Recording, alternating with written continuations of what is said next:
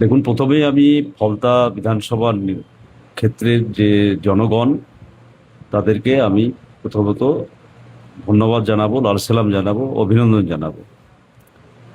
আর আমরা প্রথম থেকে বলেছি আমি যে তৃণমূলটা কর্পূরের মতো উড়ে যাবে বছর খানেকের মধ্যেই।